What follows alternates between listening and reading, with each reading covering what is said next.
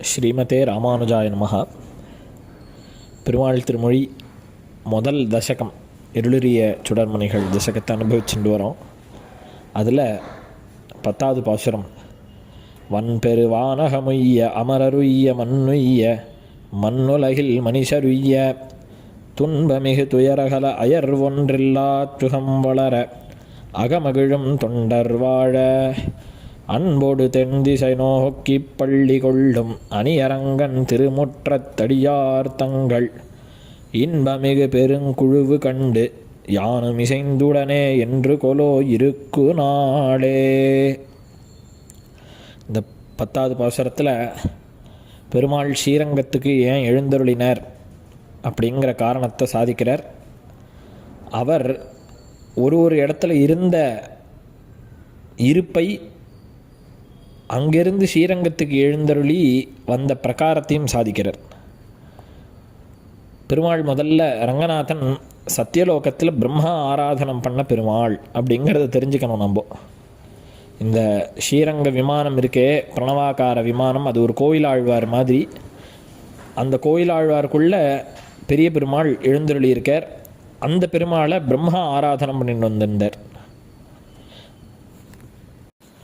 பிரம்மா ஆராதனம் பண்ண பெருமாள் ரங்கநாதன் அப்படிங்கிறத தெரிஞ்சுக்கணும். அம்புயத்தோன் அயோத்தி மன்னர் கழித்த கோயில். அம்புயத்தோன் அப்படின்னு பிரம்மாவுக்கு பேர். ஏன்னா தாமரையில் உட்காந்துருக்கார். அந்த அம்புயத்தோன் அயோத்தி மன்னருக்கு அனுகிரகிச்சார்னா அப்போ அவருண்ட இருந்திருக்கு. இந்த கோயிலாழ்வாரில் பெருமாள், பெரிய பெருமாள் இவர் ஆராதனத்தில் வச்சுட்டு ஆராதனை பண்ணிட்டு இருந்தார் பெரிய பெருமாளுக்கு. அவர் கொடுக்குறார் அயோத்தி மக்களுக்கு, அயோத்தி ராஜாக்களுக்கு அவர் கொடுத்தார். அப்போது அவர் பிரம்மலோகத்தில் சத்தியலோகத்தில் எழுந்தருளி இருந்த பெருமாள் அப்படின்னு தெரியறது.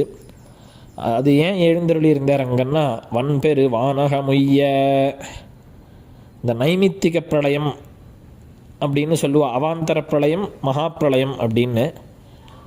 பிரளயங்களில் 2 விதமான பிரளயம். அது இந்த நைமித்திக பிரளயம் அல்ல அவாந்தர பிரளயம் அப்படிங்கிறதுல இந்த மீதி இந்த சத்தியலோகம் முதலிய லோகங்கள்லாம் இருக்கும், மீதி இடமெல்லாம் லயமாயிடும்.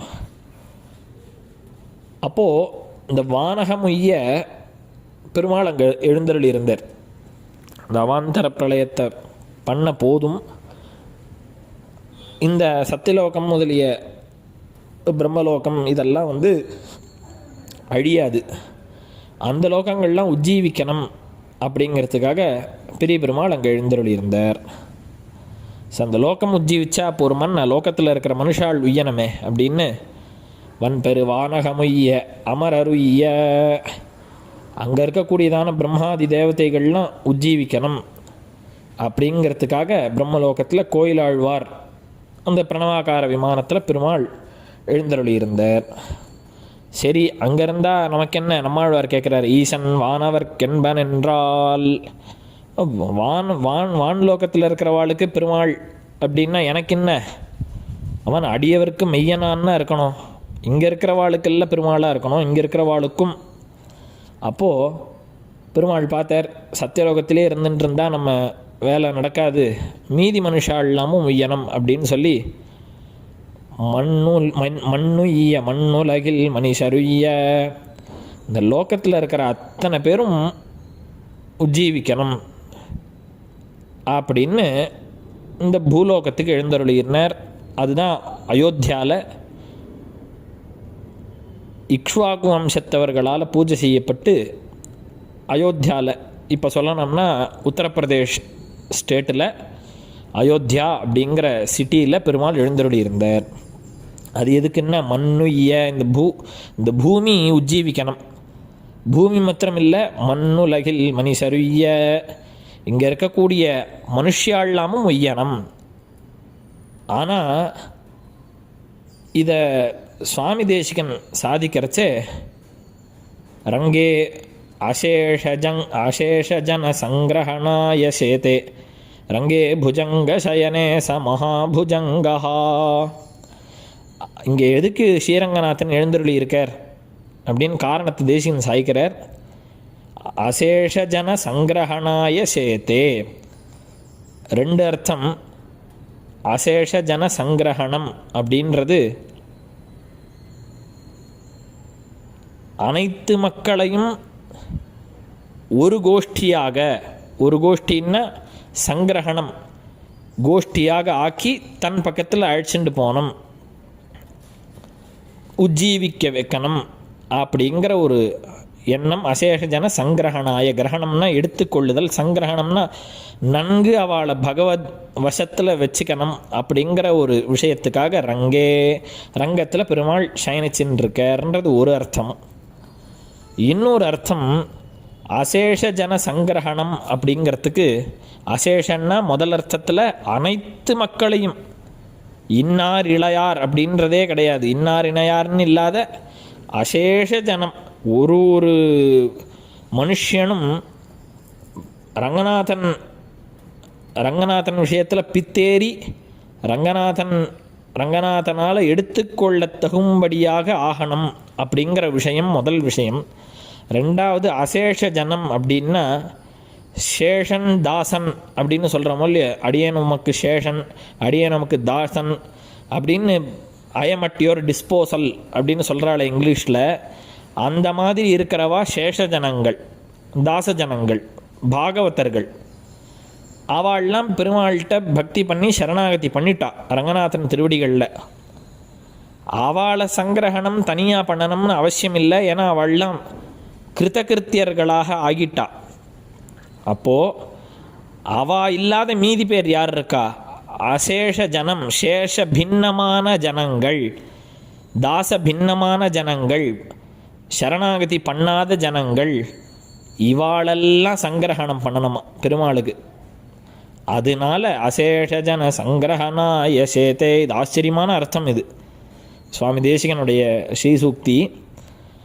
அப்போது பெருமாள் மீதி இருக்கிறவாளையும் தன்னுடைய அழகை காண்பித்து தன் திருவடிகளில் சேர்த்துக்கணும் அப்படிங்கிற ஒரு பெரிய எண்ணம், இது ஒரு பெரிய சங்கல்பம். இது சங்கல்பம் அப்படின்னா நாமெல்லாம் ஏதோ ஏகாதசிக்கு சங்கல்பம் பண்ணிக்கிறோம், இன்றைக்கி உபவாசம் இருந்துட்டு அடுத்த நாள் பாரணை பண்ணி இந்த விரதத்தை பூர்த்தி பண்ணுறோன்னு சங்கல்பம் பண்ணுறோம். ஆனால் ஏகாதசி அன்றைக்கி தான் நிறைய பசிக்கிறது. அப்போது இந்த சங்கல்பமெல்லாம் ரொம்ப சின்ன சங்கல்பம். சின்ன சங்கல்பம் மாத்திரம் இல்லை, இந்த சங்கல்பத்துக்கு நிறைய விச்சித்தி, நிறைய அப்டக்கிள்ஸ் வருது. நம்மளால் அந்த சங்கல்பத்தை ஒழுங்காக நம்மளால் பூர்த்தி பண்ண முடியாத போய்ட்டுருது சில சமயங்களில். ஆனால் பெருமாளுக்கு இந்த விரதம், சங்கல்பம், விரதம் எல்லாம் நம்மளால் பண்ண முடியறது, சில சமயம் பண்ண முடியாத போய்டுறது. ஆனால் பெருமாளுக்கு அப்படி இல்லை. நெருக்காத நீழ்விரதம் தேசிகன் சாய்க்கிறார். பெருமாளுடைய விரதம் நீழ்விரதம், தீர்க்கமான சங்கல்பம். பெருமாளுடைய பகவத் சங்கல்பம்னு சொல்கிறோமே, அந்த பகவத் சங்கல்பத்துக்கு ஒரு விச்சித்தியும் வராது, ஒரு ஹிண்ட்ரன்ஸ் வராது, ஒரு அப்டக்கிள்ஸ் வராது. பெருமாள் சங்கல்பிச்சிட்டாருன்னா அதுதான் நடக்க போகிறது. அப்போது அப்பேற்பட்ட பெருமாள் நீள் விரதத்தோட ஸ்ரீரங்கத்தில் எழுந்தருளி இருக்கார். நம்மளை உஜ்ஜீவிப்பிக்கிறதுக்காக பெருமாள் ஸ்ரீரங்கத்தில் எழுந்தருளி இருக்கார். அப்போது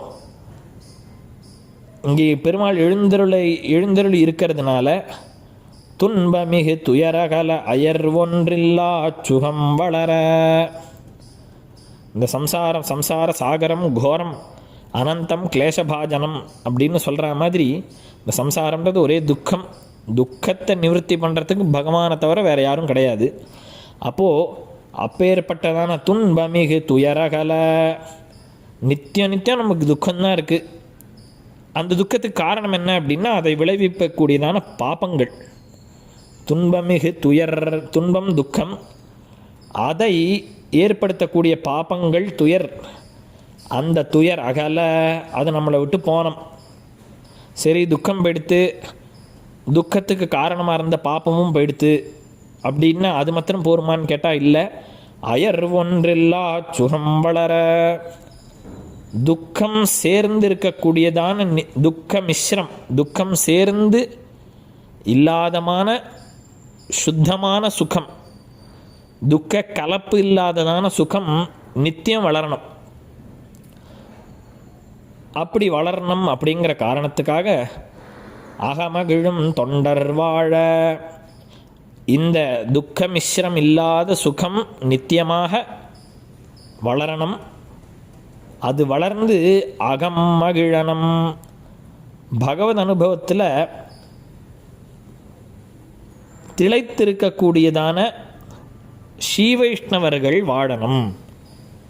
அகமகிழும் தொண்டர் வாழ, இந்த துக்க கலப்பு இல்லாததான சுகம் வளர்ந்து இந்த ஸ்ரீவைஷ்ணவர்கள் பகவத் பக்தியில் பகவத் அனுபவத்தில் ஸ்ரீவைஷ்ணவர்களாக இருக்கக்கூடியவர்கள் வாழணும், அவா உஜ்ஜீவிக்கணும். அப்படிங்கிறதுக்காக அன்போடு தென் திசை நோக்கி பள்ளி கொள்ளும் அணியரங்கன். நம்ம பேரில் அவ்வளோ பிரீத்தி பெருமாளுக்கு. ஏன்னா சத்தியலோகத்திலேருந்து ஏன் இங்கே வரணும்? தேசியன் சாய்க்கிறார், திவ்யஸ்தானாத் துவமிவ ஜகதீம் பாதுகே காஹமானா பாதன்யாசம் பிரதமமனகா பாரதீயத்ர சக்ரே.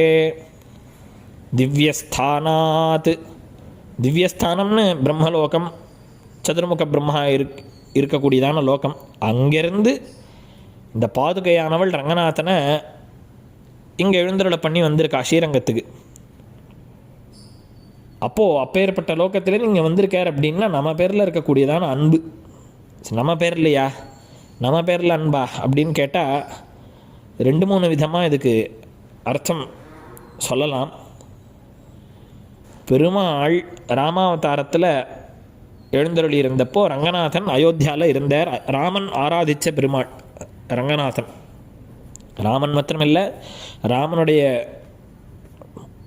முன்னாடி இருந்த ராஜாக்கள், மகா ராஜாக்கள்னு பேர் பெற்ற அப்பேற்பட்ட மகான்கள், பாகவதோத்தமர்கள் ஆராதனை பண்ண பெருமாள். அவரை பெருமாள் விபீஷணனுக்கு தன்னுடைய பட்டாபிஷேகம் ஆன சமயத்தில் ஒருத்தருக்கும் ஒன்று ஒன்று கொடுக்குறார் பெருமாள். இந்த ரிட்டர்ன் கிஃப்ட்டுன்னு சொல்கிறாளே இந்த காலத்தில், அதெல்லாம் பெருமாள் அன்றைக்கே பண்ணிட்டார். அப்போது பெருமாளுக்கு பட்டாபிஷேகம் ஆன உடனே விபீஷணனுக்கு, சுக்ரீவனுக்கு தன்னுடைய கிரகத்தையே கொடுக்குறார். தச்ச மத்பவனம் சிரேஷ்டம் அப்படின்னு சொல்லி இன்றைக்கி கூட அயோத்தியாவில் அந்த இடம் இருக்குது. ராமன் சுக்ரீவனுக்கு தன்னுடைய கிரகத்தை கொடுத்தாரே, அந்த கிரகம் இருக்குது. அதுக்கு சுக்ரீவ கிலா அப்படின்னு பேர். இன்றைக்கும் இருக்கக்கூடியதான ஒரு இடம், ராமனுடைய திருமாளிகை. அந்த திருமாளிகையை சுக்ரீவனுக்கு அனுகிரகிக்கிறார் பெருமாள். இப்படி ஒருத்தருக்கு ஒன்று கொடுக்குறச்சே விபீஷணனுக்கு என்ன கொடுக்குறார்? விபீஷணன் ரொம்ப சகாயம் பண்ணார். இந்த ராவண வதத்தும் போது, ராவண வதத்துக்கு முன்னாடி யுத்தத்திலிருந்து சரி, அது மாத்திரம் இல்லை, ராமர் திருவடிகளில் சரணாதி பண்ண, பெருமாள் திருவடிகளில் சரணாதி பண்ணவர் விபீஷணன். அவருக்கு இன்னும் ஸ்பெஷலாக எதான கொடுக்கணுமே அப்படின்னு சொல்லிவிட்டு பெருமாள் தன்னுடைய ஆத்து பெருமாள், ராமன் தன்னுடைய ஆத்து பெருமாளான ரங்கநாதனை அந்த விமானத்தோடு எழுந்தருளி பண்ணி கொடுக்குறார், பிரணவாகார விமானத்தோட.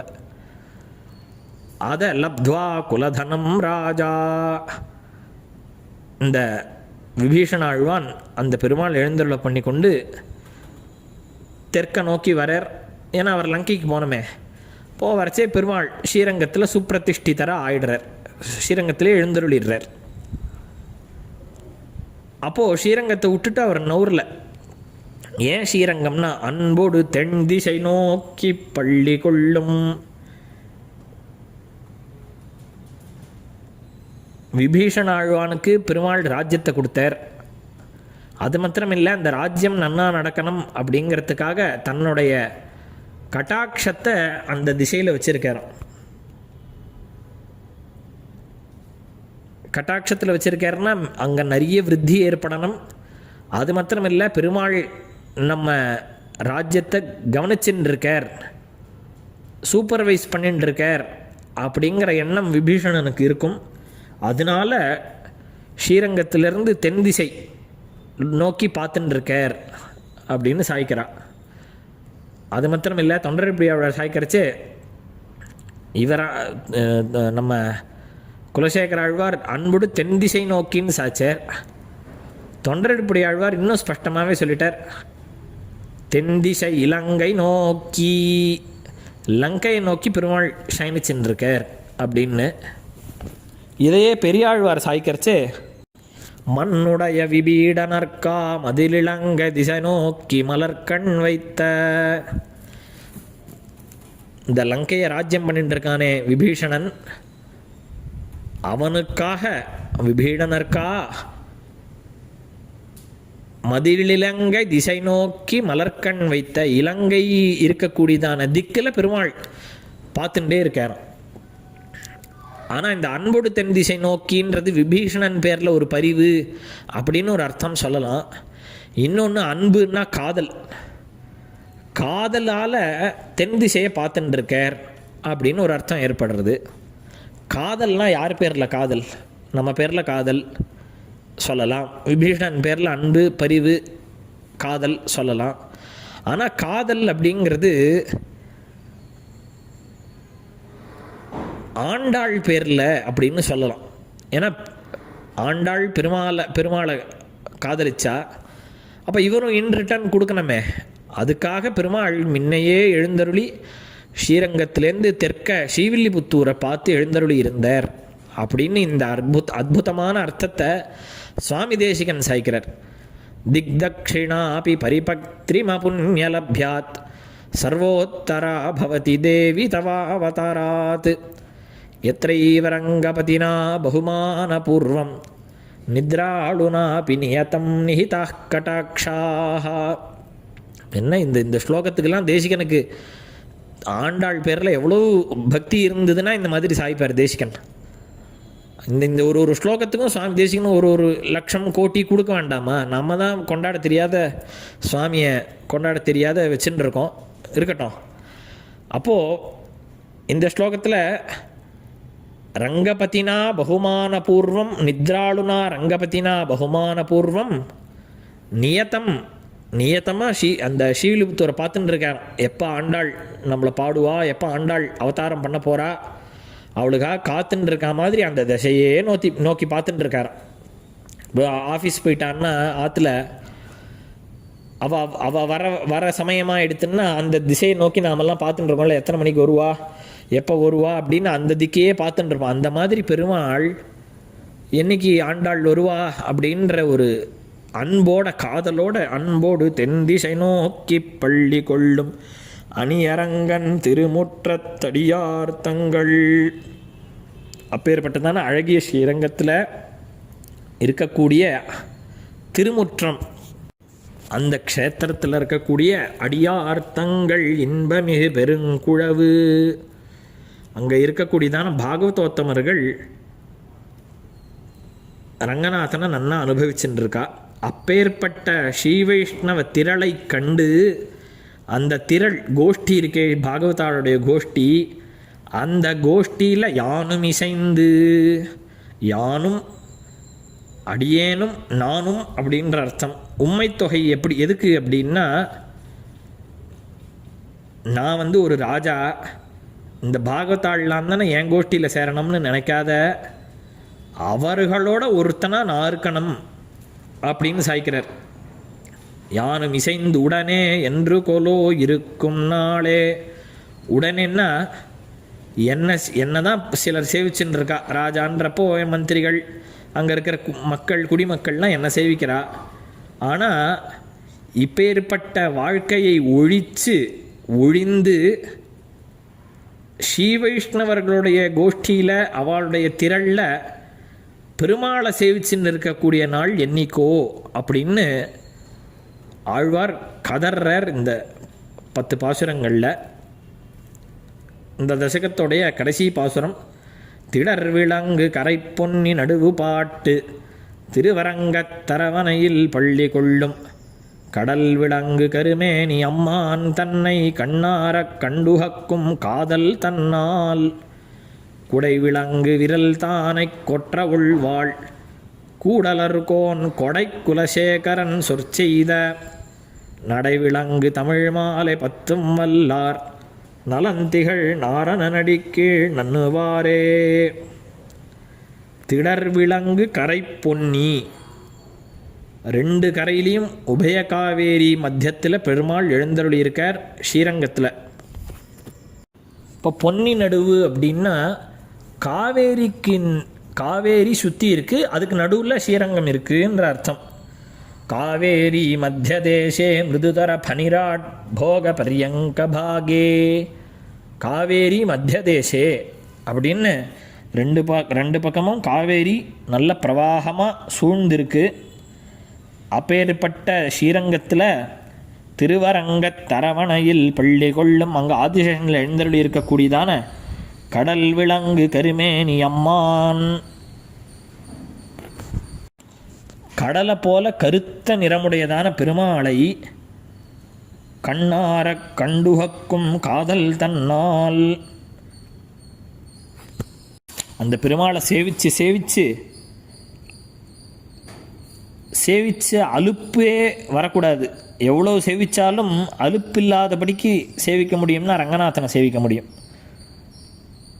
அப்பேற்பட்ட சேவை வரணுன்ற காதல் தன்னால் இந்த பாசுரத்தை பாடினது யார் அப்படின்னு நாமாங்கிதமான பாசுரம். ஆழ்வார்கள்லாம் பொதுவாக தன்னுடைய நாமாவை கடைசி பாசுரத்தில் சேர்க்கறது திருநாம பாட்டு அப்படின்னு பேர். இந்த கடைசி பாசுரங்கள்லாம் இதை யார் பண்ணா அப்படிங்கிறது சாய்க்கிறார், தன்னுடைய பெருமையை சாதிக்கிறார். பெருமைன்னா இல்லாததை சொல்கிறது தான் தப்பே தவிர இருக்கிறத சொல்லாத இருக்கக்கூடாது. குடை விலங்கு விரல் தானை கொற்ற உள்வாள். ராஜா ஒல்லியோ, ராஜாவுக்கு சத்திர சாமராதிகள்லாம் உண்டு. சத்திரம்னா குடை. இந்த குடை விலங்கு ராஜ சின்னமான குடையோடும் விரல் தானை, விரல் அப்படின்னா மிக்க வீரம்னு அர்த்தம், ரொம்ப வீரம் பொருந்திய. தானை விரல் தானைனா மிக பலசாலியாக இருக்கக்கூடிய வீரம் பொருந்தியதான சேனை இருக்கக்கூடிய சேனையை உடையவர். கொற்ற உள்வாள், கொற்றம் ஒள்வாள் அப்படின்னா வெற்றியும் காந்தியுமுடைய கத்தியை உடையவர். இவர் அந்த கத்தியை எடுத்தார்னா நிச்சயம் வெற்றி. அந்த கத்தியிலேயே அவ்வளோ தேஜஸ் இருக்கான். அப்பேற்பட்டவர் யாருன்னா கூடலர்கோன், மதுரையில் இருக்கக்கூடிய எல்லாருக்கும் தலைவரான் இவர். பின்னாடியே வரப்போகிறது கொல்லி காவலன், கூடல் நாயகன், கோழிக்கோன், குலசேகரன் 3 ஸ்டேட்டுக்குமே இவர் ராஜாவாக இருந்திருக்கார். அப்பேற்பட்ட தலைவரான கொடை குலசேகரன் தான தர்மத்தை விசேஷித்து நிறைய பண்ணவர் ஆழ்வார். அப்பேற்பட்ட குலசேகர பெருமாளாகிய ஆழ்வார் சொற்செய்த சொல்லால் இயற்றிய தன்னுடைய வாச்சிக கைங்கரியமாக பண்ண இந்த பாசுரங்கள் நடைவிலங்கு தமிழ் மாலை. இந்த தமிழில் ஒரு பாசுரம் பண்ணாரே, அந்த பாசுரங்கள்லாம் ஒரு நடையை சேர்ந்தது. அழகிய அமைப்பு இருக்கக்கூடியதான இந்த தமிழ்நானான 10 பாசுரங்களையும் 10 வல்லார், இதை நன்னா கத்துண்டவர்கள் கற்றவர்கள் நலந்திகள் நாரணனடி கீழ் நன்னுவாரே. கல்யாண குணங்கள்லாம் சதா சர்வகாலமும் இருக்கக்கூடியதான ஸ்ரீமன் நாராயணனுடைய திருவடிகள் கீழே நன்னுவாரே நெருங்கி இருக்கக்கூடியதான பாக்கியத்தை பெறுவர்கள் அப்படின்னு இந்த தசகத்தை ஆழ்வார் ரங்கநாதன் விஷயமாகவும் பாகவதர்களுடைய விஷயமாகவும் இருக்கக்கூடியதான இந்த தசகத்தை பூர்த்தி பண்ணுறார்.